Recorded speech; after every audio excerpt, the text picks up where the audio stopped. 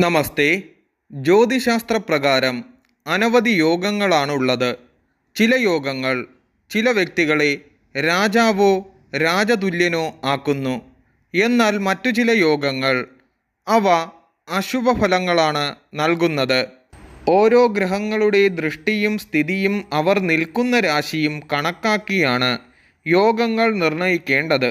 ഓരോ യോഗങ്ങളുടെയും ഫലം ഒരു വ്യക്തിയിൽ ഉണ്ടാകുന്നത് യോഗകാരകനായ ഗ്രഹങ്ങളുടെ ദശാപഹാര കാലഘട്ടങ്ങളിലാണ്.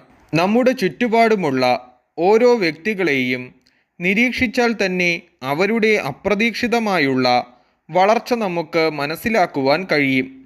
ഇവരുടെ ജാതകത്തിലെ യോഗകാരകത്വമുള്ള ദശ തുടങ്ങുമ്പോഴാണ് അവരിൽ പല വിധേനയുള്ള മാറ്റങ്ങൾ ഉണ്ടാകുന്നത്. ഈ വീഡിയോയിലൂടെ നമ്മൾ മനസ്സിലാക്കുന്നത് രാജയോഗത്തെക്കുറിച്ചാണ്. ജ്യോതിഷത്തിൽ 12 രാശിയും 9 ഗ്രഹങ്ങളുമുണ്ടെന്ന് നിങ്ങൾക്കറിയാമല്ലോ. ലഗ്നം മുതൽ എണ്ണുമ്പോൾ, അതായത് ല എന്ന് ജാതകത്തിൽ കാണുന്ന അക്ഷരം മുതൽ എണ്ണുമ്പോൾ 9ഉം 10ഉം ഭാവാധിപന്മാർ ബലവാന്മാരായി ഒന്നിച്ചു നിന്നാൽ രാജയോഗം പ്രദാനം ചെയ്യുന്നു. ഇവയിൽ ശുഭഗ്രഹങ്ങളാണ് യോഗം ചെയ്യുന്നു എങ്കിൽ പൂർണ്ണഫലവും, പാപഗ്രഹങ്ങളാണ് യോഗം ചെയ്യുന്നതെങ്കിൽ മധ്യമഫലവുമാകുന്നു.